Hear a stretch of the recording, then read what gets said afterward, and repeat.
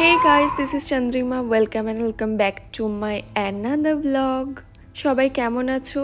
আশা করি সবাই ভীষণ ভালো আছো, সুস্থ আছো। আর আজকে তোমাদের সাথে যে গল্পটা শেয়ার করতে চলেছি, গল্পর থেকে এটা একটা অভিজ্ঞতা বলা ভালো এবং ভীষণ ভয়ঙ্কর, ভীষণ স্কেয়ারি, তিক্ত একটা অভিজ্ঞতা। এতদিনে তোমরা সবাই নিউজ পেপার, ইনস্টাগ্রাম, ফেসবুকের দৌলতে জেনেই গেছো ইউএইতে সাইক্লোন, বন্যা এবং বন্যা পরবর্তী যে পরিস্থিতি সেটার সম্পর্কে। তো ভিডিও দেখে বুঝতেই পেরেছো যে ইউএইতে থেকে সেটার কি অভিজ্ঞতা, কীরকম থ্রু করেছি আমরা বা কিসের মধ্য দিয়ে এখনও যাচ্ছি, সেই গল্পই আজকে সেই অভিজ্ঞতায় তোমাদের সাথে শেয়ার করতে এসেছি। তো দিনটা ছিল মঙ্গলবার। আগের দিন থেকে মানে সোমবার থেকে বেশ মেঘলাই ওয়েদার এবং বৃষ্টির ফোরকাস্টও ছিল। এখানে যখনই বৃষ্টির পূর্বাভাস থাকে তখনই অনেক আগে থেকে অ্যালার্ট করে দেওয়া হয় এবং সব কিছুই বাড়ি থেকে করে দেওয়া হয়, অফিস হোক, স্কুল হোক, কলেজ হোক, যেরকম। তো সেরকমই একটা দিন ছিল এটা। নর্মাল মঙ্গলবার অল্প বিস্তর বৃষ্টি হচ্ছে, বেশ মেঘলা করে আসছে, অন্ধকার আকাশ, ঝাঁকে ঝাঁকে বৃষ্টি, মানে আমাদের ওখানে ওই নিম্নচাপ হলে যেরকম হয় সেই টাইপের। তো তার মধ্যেই রেগুলার লাইফ চলছিল, কাজকর্ম, দুপুরে বেশ ভালোভাবে রান্নাবান্নাও দেখলে তোমরা হচ্ছে। তারপর ওই বিকালের দিকে অমিওর অফিসের কাজ শেষ হলো, আমিও নিজের কাজকর্ম সেরে একটু পড়াশোনা সেরে দুজন মিলে জাস্ট শুয়েছিলাম এবং সাডেন ঘুম ভাঙলো বিকট একটা আওয়াজে।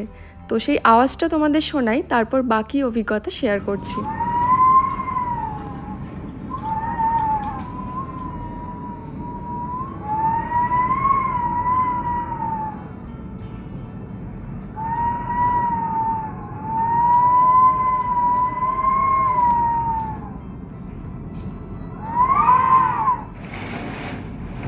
তো দেখতে পেলে এবং শুনতেই পেলে কি ভয়ঙ্কর পরিস্থিতি, কি ভয়ঙ্কর আওয়াজ।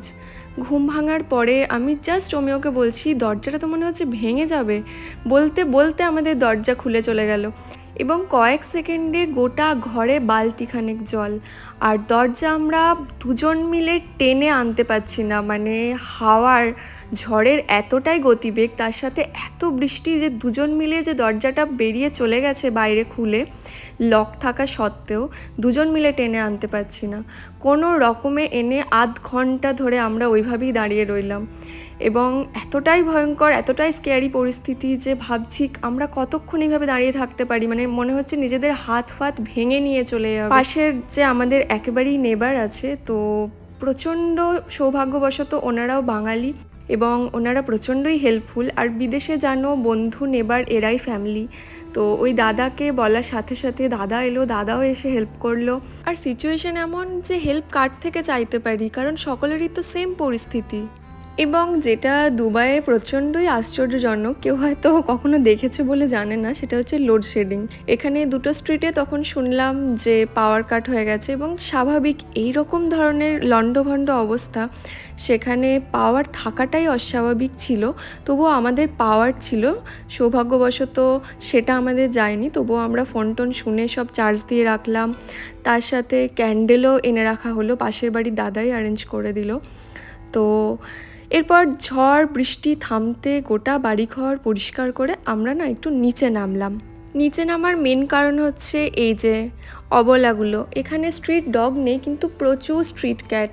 তো এদের জন্য আমার সবচেয়ে বেশি চিন্তা হচ্ছিল। তো ভাবছিলাম এরা কি করছে, এরা ঠিক আছে কি না।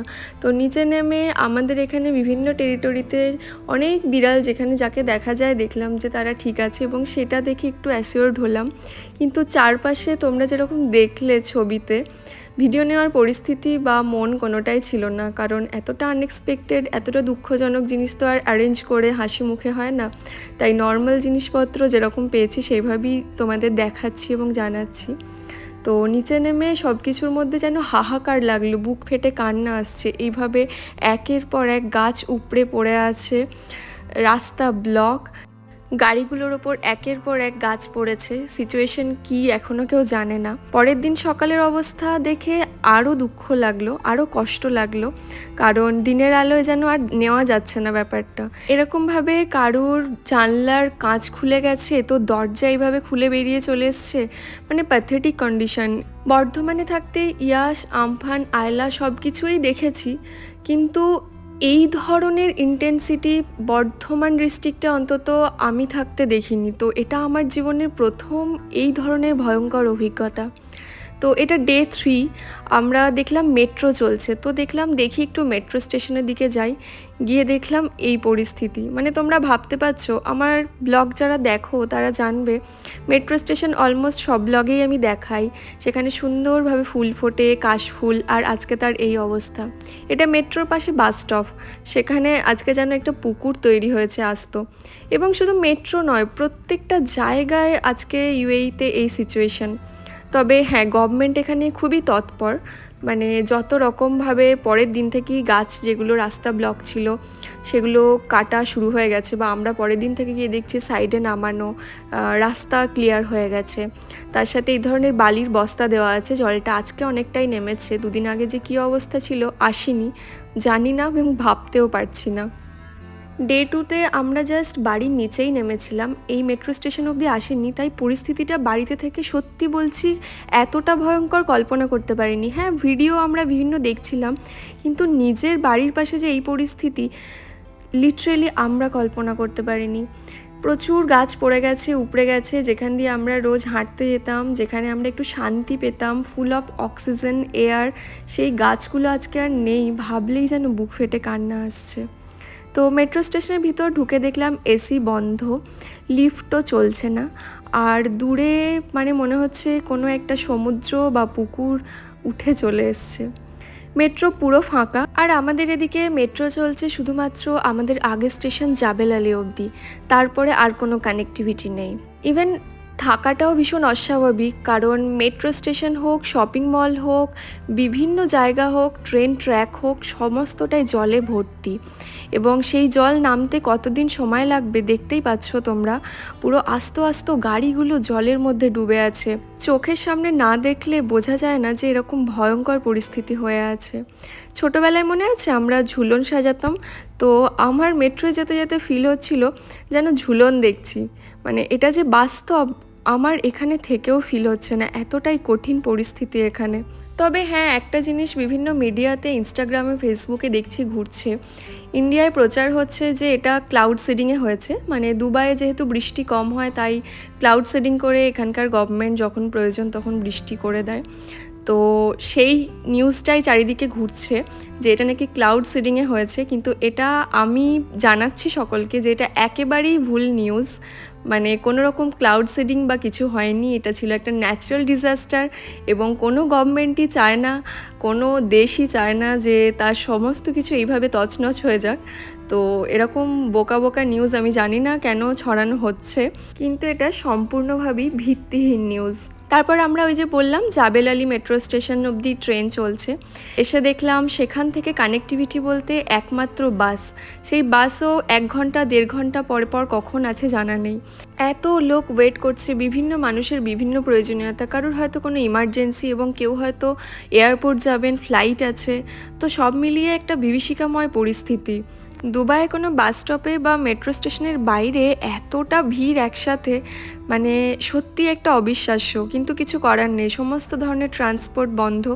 এবং গভর্নমেন্ট যতটা পাচ্ছে মেট্রো মানে ওই ছোট্ট ছোট্ট জায়গায়, মানে একটা স্টেশন থেকে 2-3টে পর অবধি চালাচ্ছে, এইভাবে করে চলছে।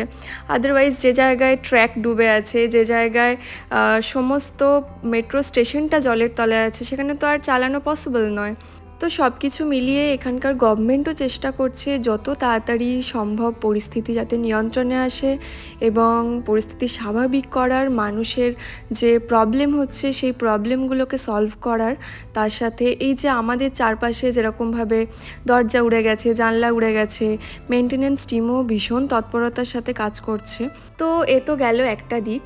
তার সাথে কালকে রাত্রেবেলায় হঠাৎ করে অমিও নিচে ব্রেড কিনতে গিয়ে আমাদের গোটা তল্লাটে যত সুপারমার্কেট আছে ঘুরে ব্রেড খুঁজতে হয়রান হয়ে গেছে, এবং আলটিমেটলি গিয়ে বার্গার ব্রেড পেয়েছে, তাও গোটা তল্লাটে একটাই পেয়েছে, এবং সেটা নিয়ে বাড়ি এসছে।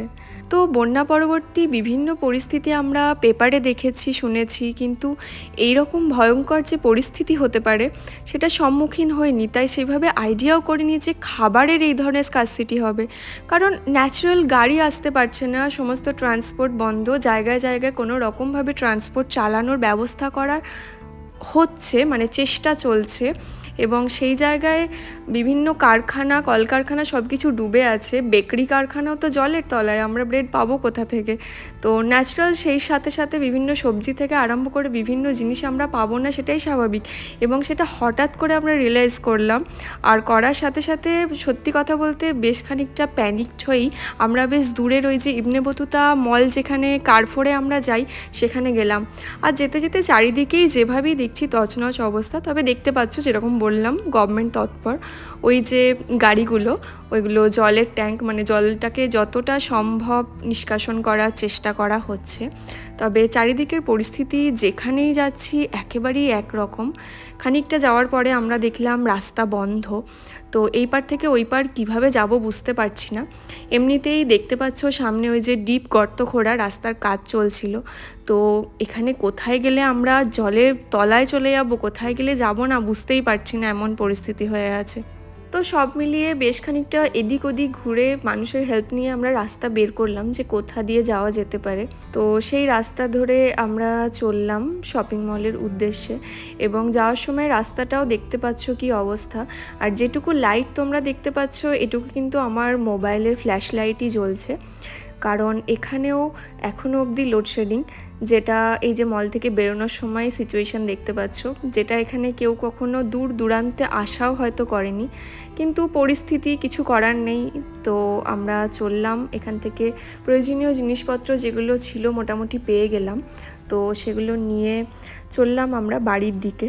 আর রাতও হয়েছে বেশ খানিকটা, কারণ ওই যে বললাম রাতেই প্যানিকড হয়েছে এবং রাতেই আমরা চলে এসেছি। যেতে যেতে আবার ওই একই পরিস্থিতি।